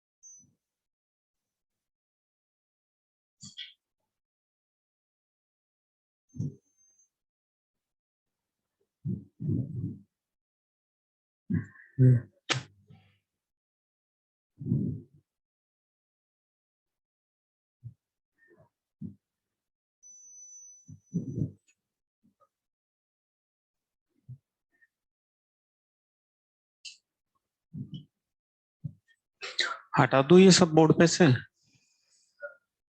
घर बैठे उन्होंने लिख लिया सब ये। Yes. चलो, अब ये तो थी डोमेन। तो डोमेन में तो क्या है कि देखो कंडीशनें जो पर्टिकुलर बनती है वो सारी मैंने तुम्हें लिखाई दी, है ना। सोल्व करेंगे हर बार जो आएगा उसको, है ना। इसके बाद आता है how to find range. How to find range. अब हम रेंज पे आ जाते हैं। How to find range. How to find range. अब देखो रेंज निकालना एक लंबा प्रोसेस है, कई सारे तरीके होते हैं, है ना। क्वेश्चन टू क्वेश्चन रेंज निकालने की अप्रोच चेंज होती है। रेंज एक बड़ा है ना, सेगमेंट है। बड़ा सेगमेंट ऐसे समझो कि जैसा ऐसे नहीं होता कि अपन कहीं कुछ खरीदने जा रहे हैं, तो जैसे ही मान लो हम कपड़े खरीदने गए तो जाते ही दुकानदार पूछ लेता है, नहीं पूछता क्या कि भाई किस रेंज के दिखाऊं, है ना। क्योंकि उसको पता है रेंज पर्सन टू पर्सन क्या करती है, वेरी करेगी। हर आदमी की रेंज अलग है। सेम ऐसे ही रेंज निकालने का मेथड मान के चलो, क्वेश्चन टू क्वेश्चन हमें डिसाइड करना पड़ेगा कि रेंज निकालने के बाद। अब जैसे उसके पास तो चॉइस होती है, वो सामने वाले से पूछ लेता है ना, कि भाई सब किस रेंज के दिखाऊं, है ना। और वो सामने वाला बोल देता है कि भाई 500 तक के दिखाओ, 1000 तक के दिखाओ। अपने यहाँ पे क्वेश्चन थोड़ी ना बोलेगा कि भाई कौन सा मेथड लगाऊं, भाई आ गया find the range of function this, है ना। तो अब क्या है कि वो क्वेश्चन नहीं बोलेगा, है ना। उसको कितना भी हिलाओगे डुलाओगे, बोल बोल कौन सा, तो नहीं बोलेगा। तो हमें पहचानना पड़ेगा कि कौन सा मेथड लगाना है ना। हमें पहचानना पड़ेगा कौन सा मेथड लगाना है।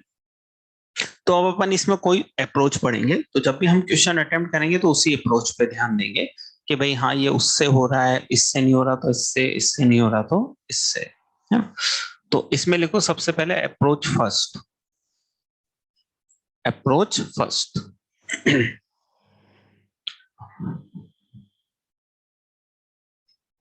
Approach first. अप्रोच फर्स्ट आती है अपने पास बाय यूज ऑफ क्वाड्रेटिक। अगर हमें क्वाड्रेटिक का कॉन्सेप्ट दिख रहा है तो हम हमेशा क्वाड्रेटिक का कॉन्सेप्ट लगाएंगे by use of quadratic. Equation में मैं लिख रहा हूं find range of following. Find range of following.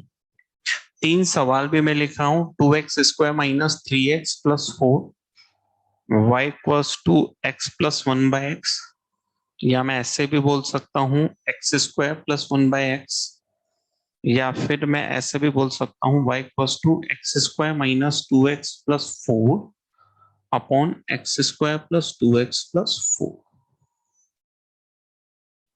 अब ये सारा हमारा पड़ा हुआ है ना। अगेन एक बार अगर तुम्हें याद हो तो क्वाड्रेटिक में कॉन्सेप्ट आता है, मैं ब्रैकेट में लिखता हूं linear upon quadratic, quadratic upon linear, quadratic upon quadratic, quadratic upon constant और कांस्टेंट अपॉन क्वाड्रेटिक, है ना। इस तरह के से मतलब x जब बिलोंग्स टू r होता है, x कहीं से कहीं भी जा सकता है। जब x पे कोई बाउंडेशन नहीं होती है, तो अगर हमें इस तरह के 5 फंक्शन की रेंज निकालनी हो, linear upon quadratic, quadratic upon quadratic, quadratic upon linear, quadratic upon constant और कांस्टेंट अपॉन क्वाड्रेटिक, तो हमारे पास एक ही तरीका होता है। बता सकते हो क्या?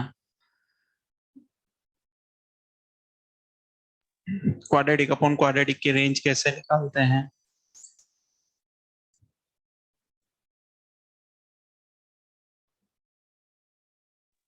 हाँ, इन सब का एक ही तरीका होता है, पूरे को क्रॉस मल्टीप्लाई करके एक तरफ ले आते हैं, एक्स में क्वाड्रेटिक बनती है और उसका डी ग्रेटर देन इक्वल 0 कर देते हैं, तो वाई की रेंज निकल के आ जाती है। याद आता है ये मेथड? क्रॉस मल्टीप्लाई करना है, क्वाड्रेटिक बनानी है और डी ग्रेटर देन इक्वल 0 कर देना है। जगह छोड़ दो, कॉपी में देखना, 11 की कॉपी में मौजूद है और इन तीनों सवालों के आंसर निकालना। नहीं होंगे तो फिर वही कल की तरह मैं कर दूंगा तीनों, है ना? लेकिन फिर भी एक बार हम घर जाके देखें कि हमने इस तरह के सवालों की रेंज निकाल रखी होगी कहीं ना कहीं, है ना? तो ये लिख लें, थोड़ी सी जगह छोड़ते हैं, है ना? वैसे मेथड यही होता है जो मैं बता रहा हूँ, क्रॉस मल्टीप्लाई करेंगे। मैं कर इसलिए नहीं रहा हूँ क्योंकि जब खुद से क्रॉस मल्टीप्लाई करते हैं ना तो समझ में आता है कि अच्छा इसमें भी दिक्कत है ना? मैं तो अभी फटाफट क्रॉस मल्टीप्लाई करूंगा, डी ग्रेटर देन इक्वल 0 करूंगा और आंसर आ जाएगा। दो काम करने हैं बस, क्रॉस मल्टीप्लाई करके क्वाड्रेटिक बनानी है और डी ग्रेटर देन इक्वल 0 करना है और आंसर आ जाएगा। लेकिन फिर भी एक बार खुद से करें, नहीं आएगा तो मैं करूंगा, इसको ऐसे कैसे ही करूंगा लेकिन कल करूंगा। और इस मेथड से हम क्वाड्रेटिक की रेंज भी निकाल सकते हैं, इसकी रेंज भी निकाल सकते हैं और इसकी रेंज भी निकाल सकते हैं। एक कम से कम क्वाड्रेटिक होना चाहिए, देख रहे हो? एक कम से कम क्वाड्रेटिक होना चाहिए, दूसरा क्वाड्रेटिक लीनियर कांस्टेंट कुछ भी हो सकता है। और ये कब? जब एक्स पे कोई बाउंडेशन नहीं है। बाउंडेशन से मतलब एक्स के बारे में कोई जानकारी लिखी हुई नहीं है। नहीं है जानकारी तो बाउंडेशन नहीं है, लिखी हुई है जानकारी तो बाउंडेशन है, नहीं लिखी है तो बाउंडेशन नहीं है। लिख लिया, जगह छोड़ दी थोड़ी सी। इसके बाद लिखो अप्रोच टू। तो अगर हमें कहीं सवाल में इस तरह का कुछ क्वाड्रेटिक का कॉन्सेप्ट दिखेगा तो सबसे पहले वही लगाएंगे, ताकि कुछ 11th का भी काम हो जाएगा और कुछ 12th का भी काम हो जाएगा। इसके बाद आता है by use of trigonometry. Approach two लिखें, by use of trigonometry. Approach two by use of टिक्नोमेट्री।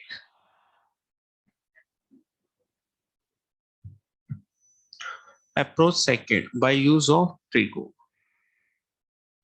दूसरी अप्रोच आती है हमारे पास by use of trigo. Trigonometry से भी हम कुछ फंक्शन की रेंज निकाल सकते हैं। मैं फिर कुछ फंक्शन लिख रहा हूं, 4/3 plus 2 cos x, y equals to √2 sin x minus cos x plus 2, और y equals to 10 cos square x minus 6 sin x cos x plus 2 cos square x। 10 cos square x minus 6 sin x cos x plus 2 cos square x,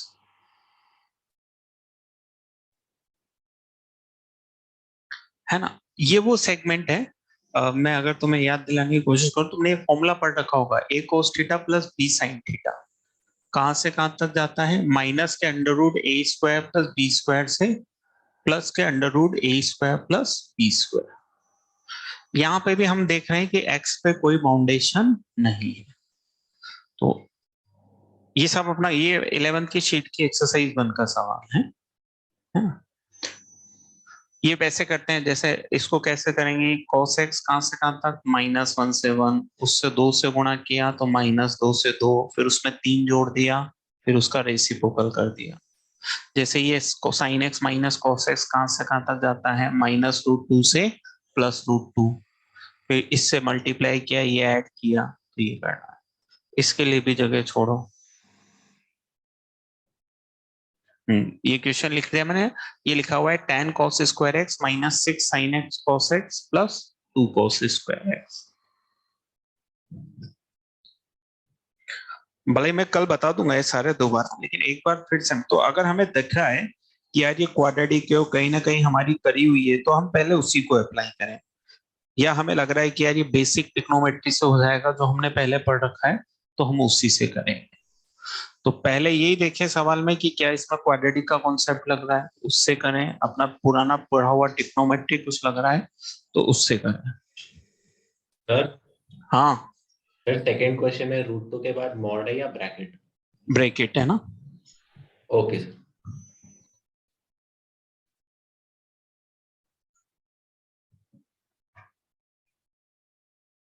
नहीं आएगा मैं बता दूंगा, लेकिन खुद से करें, ये करे हुए हैं हमारे सारे। चलो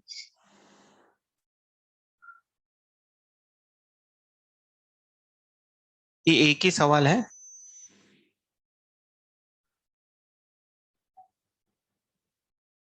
अरे मैंने गलत लिख दिया, साइन स्क्वायर एक्स है, ठीक है, ये 2 साइन स्क्वायर एक्स सही है। कॉस स्क्वायर को तो ऐड ही नहीं कर देंगे, 2 साइन स्क्वायर एक्स लिखा हुआ है ना, 2 साइन स्क्वायर एक्स लिखा हुआ है।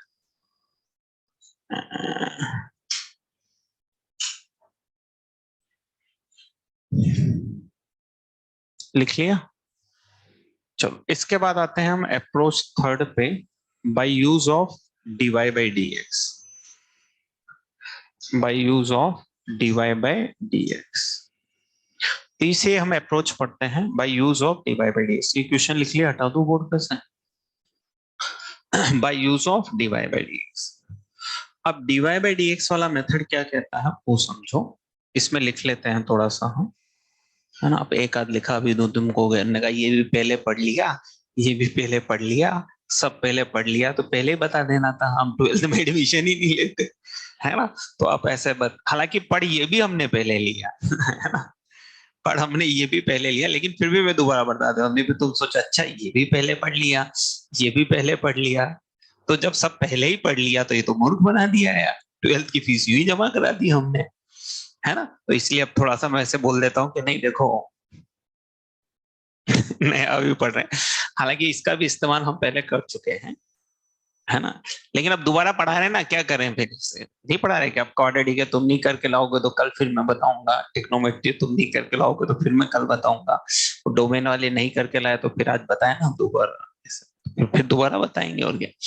तो bye use of dy by d x, पहले एक नियम सा लिख लेते हैं, हालांकि बहुत ज्यादा जरूरत नहीं पड़ेगी, मैं बाद में तुम्हें बताऊंगा कि हमें क्या करना है, बट फिर भी ऐसा थोड़ा सा एक नियम सा लिख लें ताकि तुम्हें लगे कि हाँ तो कुछ खतरनाक सा पढ़ रहे हैं ना। तो if f of x is continuous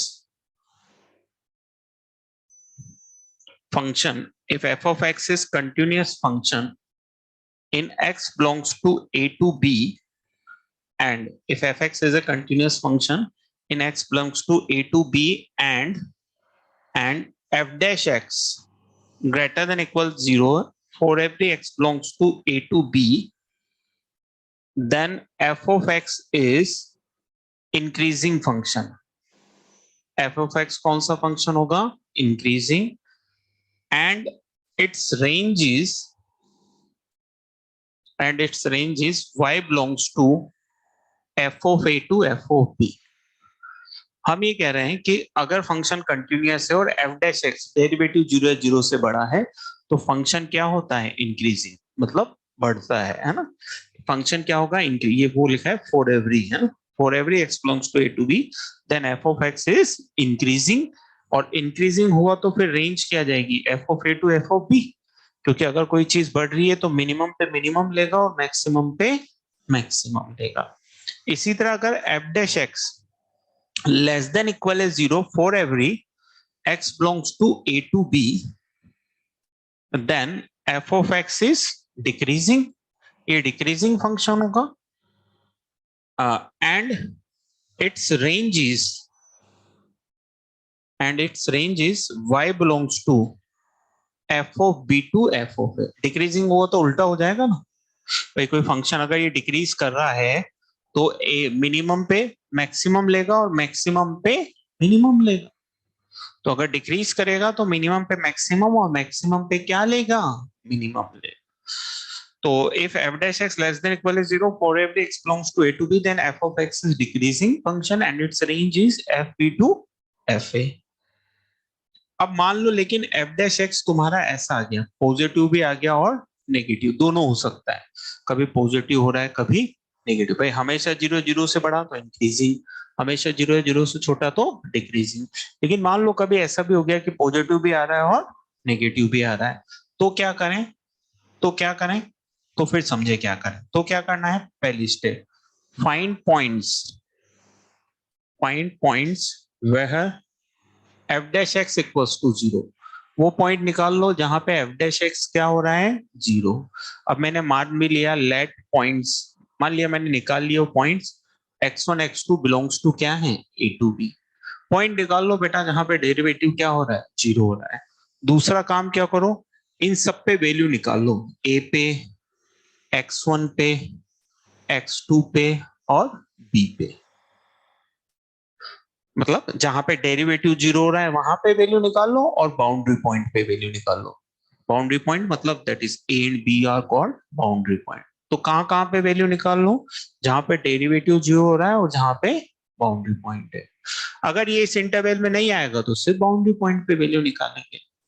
और जो रेंज होगी वो रेंज क्या हो जाएगी बेटा, रेंज हो जाएगी तुम्हारी minimum f x comma maximum f x. मतलब क्या है कि आप ये जो 3-4 वैल्यू निकालेंगे इनमें से जो सबसे छोटा होगा वो इधर और जो सबसे बड़ा होगा वो इधर। एक बार लिखें फिर सवाल करेंगे इसको। तो डीवाई बाई डीएक्स वाला मेथड ये कहता है कि अगर फंक्शन इंक्रीजिंग है तो रेंज एफ ऑफ ए से एफ ऑफ बी हो जाएगी, फंक्शन डिक्रीजिंग है तो range f of b to f of a हो जाएगी। और अगर फंक्शन का डेरिवेटिव पॉजिटिव नेगेटिव दोनों आ रहा है तो फिर वो पॉइंट निकाल दो जहां पे डेरिवेटिव 0 है, उन पॉइंट पे और बाउंड्री पॉइंट पे वैल्यू निकाल लो। जो सबसे बड़ा होगा वो ऊपर वाली रेंज, जो सबसे छोटा होगा वो नीचे वाली रेंज।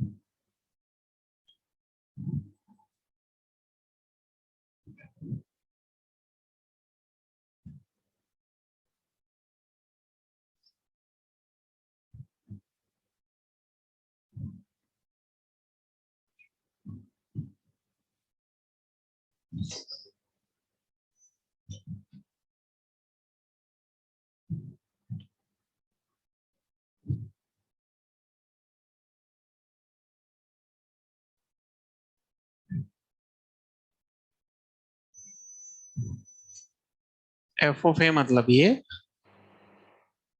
तो एफ डैश है ना, एफ थोड़ी, एफ एफ डैश अंतर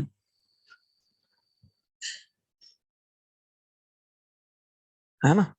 चलो अब इसमें और एक वर्ड हमने यहाँ पे यूज किया है कंटिन्यूअस, है ना। इसका थोड़ा सा मीनिंग समझ लें।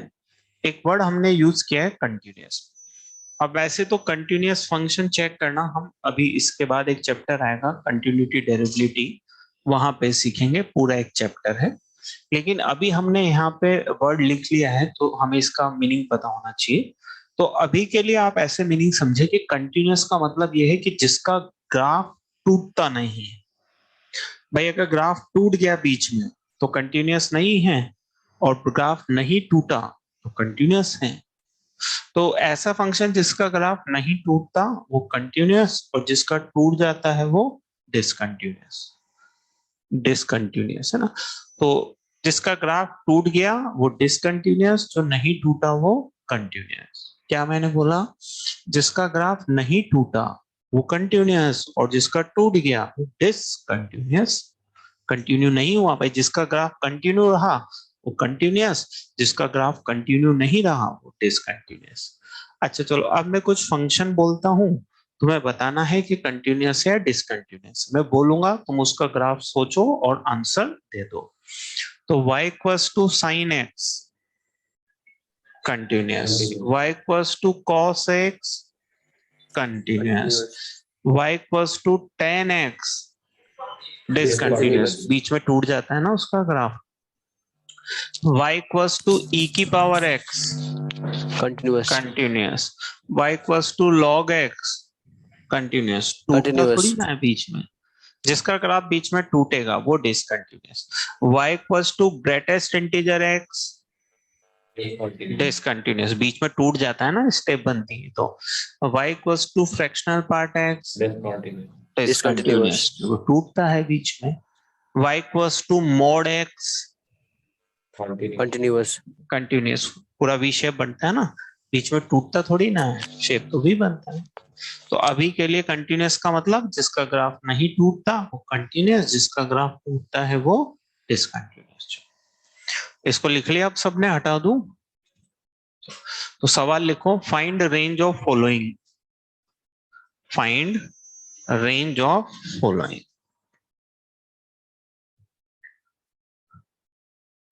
Find range of following. कुछ सवाल हैं जिनकी हमें क्या निकालनी है, range.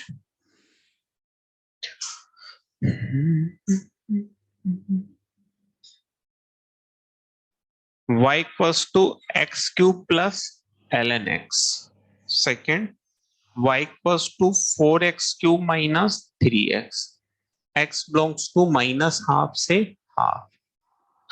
Third, y equals to under root x minus plus under root 6 minus x. Fourth, y equals to sin square x minus sin x plus 1.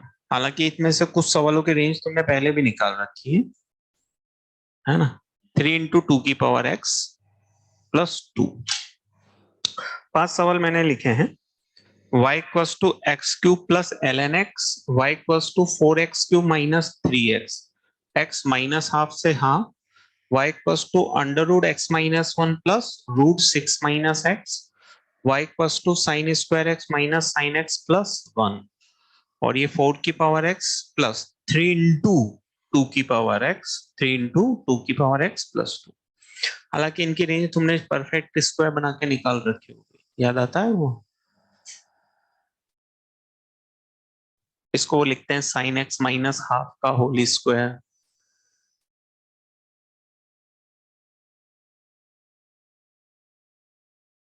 नहीं छोड़ो, तो अभी तो अपन नई चीज सीखते हैं। वैसे आना चाहिए इस तरह के सवाल भी। अगर अगर तुम वो देखोगे ना क्वाड्रेटिक और वो वहां पे, तो तुम्हें ये सवाल भी मिलेंगे शायद। ट्रिग्नोमेट्री में भी ये सवाल भी मिलेगा, जहां पे तुम रेंज वगैरह का अगर घर जाके देखोगे एक बार, तो ये दोनों सवाल भी तुम्हें वहां पे मिलेंगे, है ना? हालांकि हम यहाँ पे भी सीखेंगे। अब जैसे क्या है कि देखो कहीं ना कहीं यहाँ पे ये जो पहला सवाल है इसमें एक्स बाउंडेड है ना? बाउंडेड है। सवाल वाले ने तो नहीं दिया, सवाल वाले ने तो ये लिखा है ना? लेकिन हम जानते हैं कि अगर ln x आ गया तो x क्या होगा? पॉजिटिव।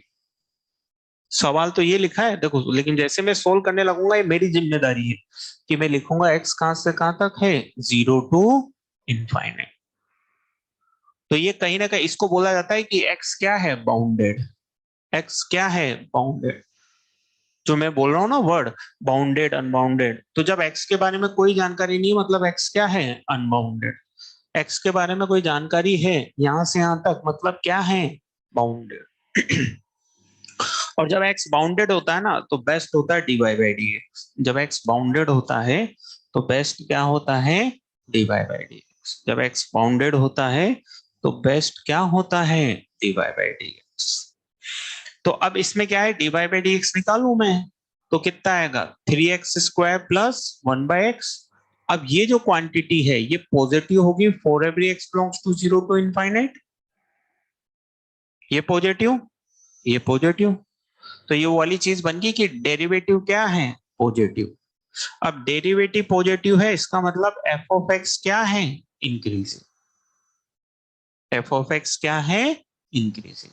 और f ऑफ x इंक्रीजिंग है तो रेंज क्या लिखूंगा मैं? f of a to f of b।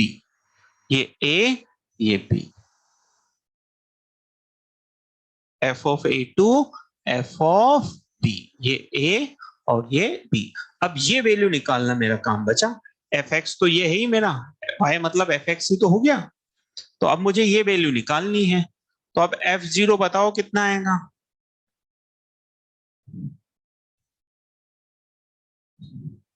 अब ये तुम वो, अब ये मैं लिख रहा हूं, तुम यहां भी देख, यहां देख के लिखो, यहां निकाल के लिखो, एक ही चीज है। तो f0 का मतलब ये 0 और ln 0 कितनी होती है वैल्यू? Not defined. तो एग्जैक्ट 0 पे होती है ना, हम तो 0 से जस्ट बड़े की बात कर रहे हैं ना। 0 पे थोड़ी ना निकाल रहा हूं मैं। ये 0 पे कौन सा ब्रैकेट लगा हुआ है? ओपन। इसका मतलब 0 से थोड़ा सा उधर निकाल रहा हूं। तो बताओ मुझे 0 प्लस बोल देता हूं, मतलब 0.001 है, 0 प्लस है, तो 0 प्लस पे इसकी वैल्यू कितनी होती है एलएनएक्स? Almost zero. अब तुम लॉग की वैल्यू ही नहीं बताओगे तो बताओ कैसे मैं सवाल बताऊंगा? मैं ये पूछ रहा हूं 0 प्लस पे लॉग की वैल्यू कितनी होती है? नेगेटिव। लॉग एक्स का ग्राफ देखा, देखा कि नहीं देखा? तो उसमें देखो कि 0 से जस्ट बड़े के लिए वो कहां जा रहा है? नीचे। अरे नालायकों, ऊपर तो है ना। कभी मन करता है कि एक डंडा लाके पिटाई कर दे तुम्हारी। ऊपर जा रहा है कि नीचे जा रहा है? ये 0 है, तो 0 से जस्ट बड़े के लिए कहां जा रहा है? नीचे, माइनस इनफाइनाइट पे जा रहा है। जा रहा है? अरे हाँ तो बोल दो जा रहा है कि नहीं जा रहा है? जा रहा है ना? मैं चिल्लाता इसीलिए हूं क्योंकि हमें आसान चीजें तो दिमाग में रखनी पड़ेगी, है ना, बाकी को ज्यादा मेहनत करने की जरूरत नहीं होती। तो अब मुझे लग रहा है कि यार दिख रहा है ना कहीं हमें पड़ा। अब ये एल एन एक्स का ग्राफ है, दिख रहा है कि 0 से जस्ट बड़े के लिए कहां जा रहा है? माइनस इनफाइनाइट पे। तो ये 0 और माइनस इनफाइनाइट, तो माइनस इनफाइनाइट ही होगा और क्या। तो ये कितना हो गया? माइनस इनफाइनाइट हो गया। अब इनफाइनाइट पे वैल्यू देखनी है, इनफाइनाइट पे वैल्यू देखनी है। देखें तो इनफाइनाइट पे ये कितना? इनफाइनाइट ऊपर ही तो जा रहा है। इनफाइनाइट पे ये कितना? इनफाइनाइट। और इनफाइनाइट पे ये कितना? फिर पागल की तरह बोले जा रहा है, कुछ भी मुंह खोल देना है बस। कहाँ 0 दिख रहा है? ये इधर जाएगा तो ये भी ऊपर ही तो जाएगा, इनफाइनाइट। तो इनफाइनाइट पे ये भी कितना है? इनफाइनाइट। इनफाइनाइट पे ये भी कितना है? इनफाइनाइट। तो ये भी इनफाइनाइट, ये भी इनफाइनाइट, दोनों जुड़ के भी क्या हुआ? इनफाइनाइट। इनफाइनाइट ही तो होगा, दोनों जुड़ के कितना हुआ? इनफाइनाइट।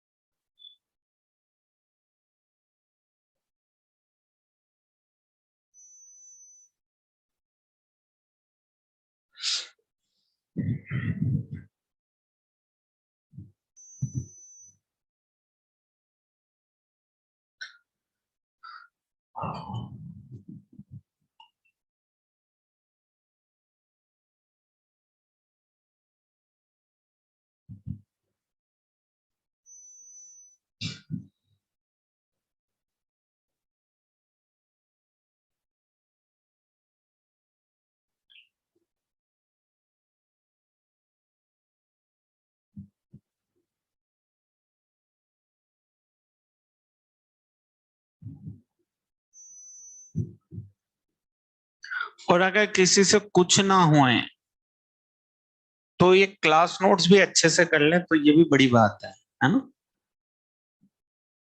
और कुछ नहीं तो कम से कम इसको तो याद रखें, इनको भी अगर घर जाके अच्छे से कर लेंगे और ये भी सीख गए ना, ये भी बहुत कुछ है।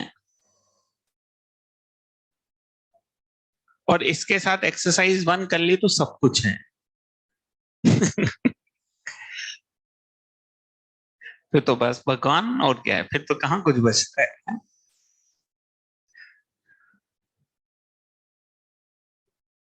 चलो हो गया, ये हटा दो इसको बोर्ड पे से। चलो दूसरे सवाल पे आते हैं। अब ये लिखा हुआ है एक्स क्यूब माइनस 1/3x।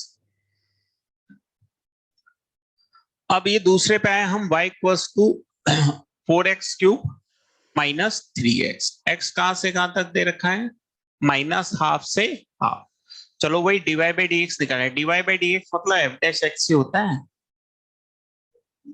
फिर कोई कहे उन्होंने का निकाल, यहाँ पे dy बाई डी एक्स लिए हैं और पहले थ्योरी में एफ डैश एक्स पढ़ाया था। पढ़ाया एफ डैश एक्स से, कहीं निकाला तो है ही नहीं। पढ़ाते कुछ और है, निकालते कुछ और है। तो ये एफ डैश एक्स क्या होता है? dy बाई डी एक्स होता है। चलो अब ये कितना हुआ? 12x² माइनस 3 कॉमन लिया तो 4x² माइनस 1। अब इस इंटरवल में क्या ये क्वांटिटी हमेशा नेगेटिव है? ऐसा नजर आता है? नेगेटिव ही तो है। 4x² माइनस 1 नेगेटिव होगा इस इंटरवल में हमेशा।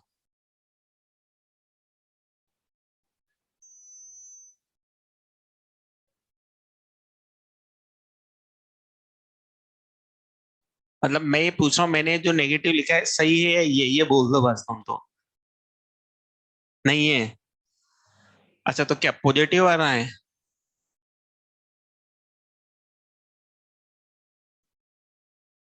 तो क्या आ रहा है? जीरो आ रहा है?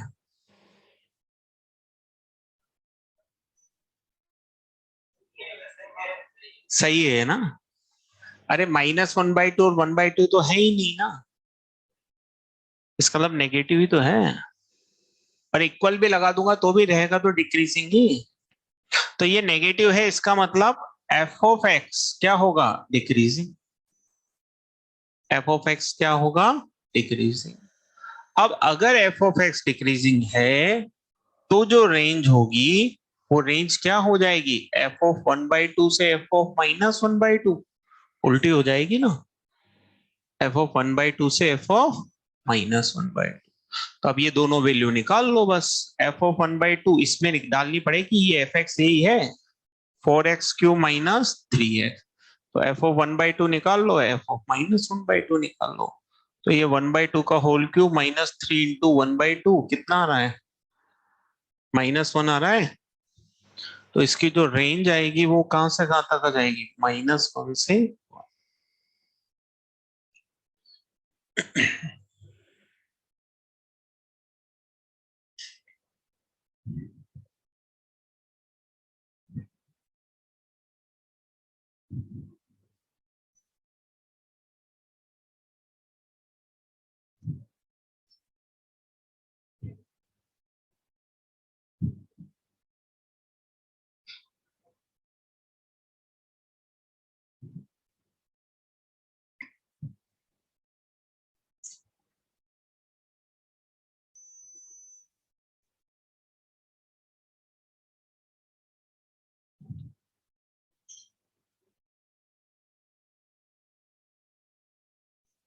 लिख लिया? अच्छा, अब तीसरे सवाल पे हम आते हैं। तो अंडर रूट लगा हुआ है, तो इसके भी सबसे पहले तो क्या देखनी पड़ेगी? एक्स कहां से कहां तक जा रहा है। तुम बता सकते हो तीसरे सवाल में एक्स कहां से कहां तक जा रहा है? 1 to 6। करेक्ट। भाई अब इसमें हमें लिखना, वो थोड़ी ना लिख के देगा। अगर अंडर रूट है तो हमें देखना पड़ेगा कि अब एक्स कहां से कहां तक जाएगा, 1 to 6। ये हमें देखना पड़ेगा। भाई लॉग उसने लिख दिया तो वो थोड़ी ना लिखेगा एक्स पॉजिटिव है, हमें देखना पड़ेगा यार एक्स तो पॉजिटिव है। ऐसे उसने लिख दिया कि भाई ये अंडर रूट है तो हमें एक्स 1 या 1 से बड़ा, यहाँ पे ये 6 -x 0 0 से बड़ा, तो एक्स किससे छोटा हो जाएगा? 6 से। तो डोमेन कितनी आ जाएगी? 1 to 6। करेक्ट है, समझ में आता है? 1 to 6। तो ये एक्स कहीं ना कहीं क्या हो गया? बाउंडेड। और अगर एक्स बाउंडेड है तो सबसे बढ़िया क्या है? dy/dx। अब चलो dy/dx निकालें इसका। तो रूट एक्स का कितना होता है? 1/2 रूट एक्स। यहाँ रूट एक्स का कितना हो जाएगा? 1/2 रूट एक्स। सेकेंड वाला क्वेश्चन हटा दूं?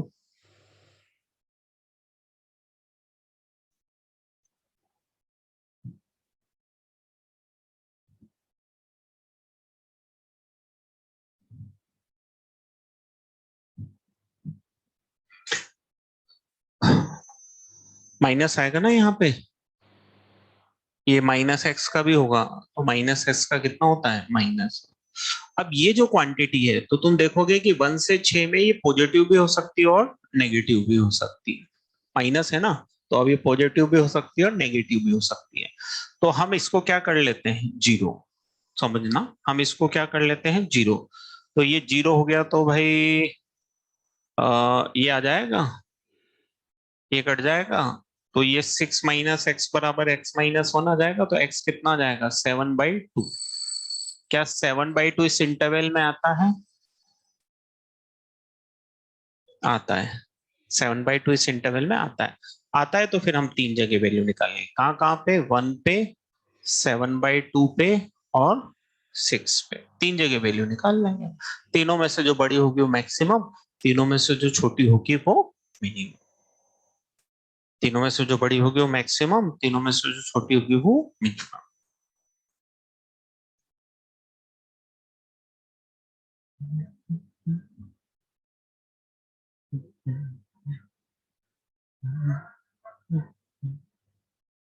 आज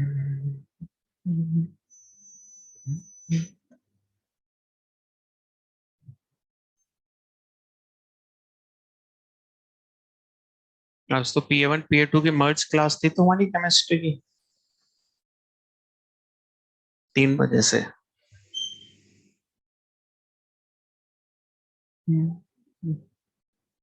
निकालो वैल्यू, निकाल के बताओ फटाफट, वेट क्या जाते हो इसे।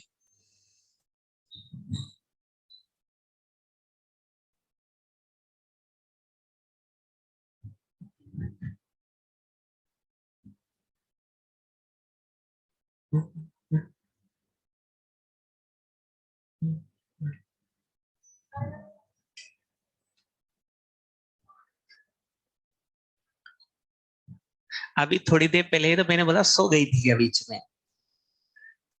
ये रूट एक्स का 1/2 रूट एक्स, फिर मैंने बोला ये एक्स माइनस का है, तो चेन रूल से इसका भी -1 आएगा।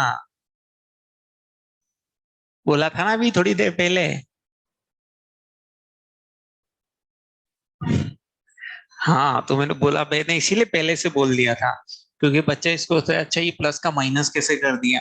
तो रूट एक्स का 1/2 रूट एक्स, फिर इस एक्स का भी होगा ना, तो वो एक्स का कितना होगा माइनस, एक्स का कितना होगा माइनस। कितनी कितनी वैल्यू आ रही है बताओ, 1 पे कितनी आई वैल्यू।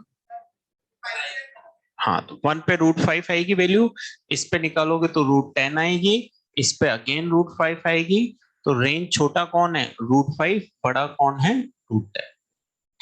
ठीक है ये, हालांकि अभी इसके 2 सवाल बाकी हैं, मैं बताऊंगा और इस मेथड को एक बार और समझाऊंगा अगली क्लास में। इस मेथड को एक बार और समझेंगे, तो और थोड़ा सा इसमें समझाएंगे कि हमें इतनी मेहनत भी ना करनी पड़े, तो एक बार और समझेंगे। हालांकि इस तरह के सवाल हमने करे हुए हैं कहीं ना कहीं, अगर तुम्हें लग जाए समझ आ जाए तो तुम कर सकते हो। dy/dx वाले मेथड से नहीं करना है इनको, वो मैं सिखा दूंगा। हाँ, और जो तुमने 11th का कुछ पढ़ रखा है अगर उससे करना चाहो तो इसको ट्राई कर लेना, बाकी मैं बताऊंगा, है ना। और दोबारा एक बार इस मेथड को एक्सप्लेन करेंगे, क्योंकि आज ये अधूरा रह गया है ना, तो कल एक बार इसको पूरा रिवाइज करेंगे फिर आगे बढ़ेंगे। अच्छा, अब होमवर्क में लिख लें क्या करके लेना है।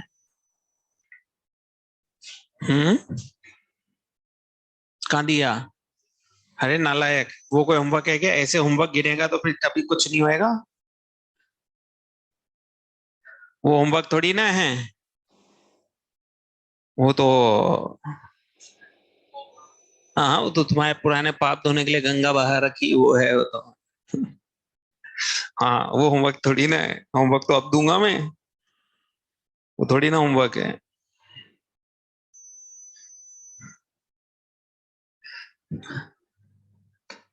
चलो तो होमवर्क में लिखे हैं फंक्शन, एक तो डीपीपी लिख लें, डीपीपी कौन सी करेंगे 3, और शीट में लिखें exercise 1 part first D1 D2 और D3। डीपीपी 3 है, एक्सरसाइज 1 पार्ट फर्स्ट में 3 सवाल हैं, D1 D2 और D3।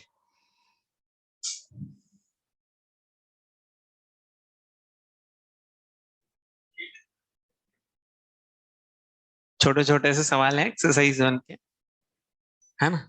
D1 D2 और D3, ये 3 सवाल है। तो ये होमवर्क में करके आना है, जो अगली क्लास में क्या करेंगे डिस्कस करेंगे।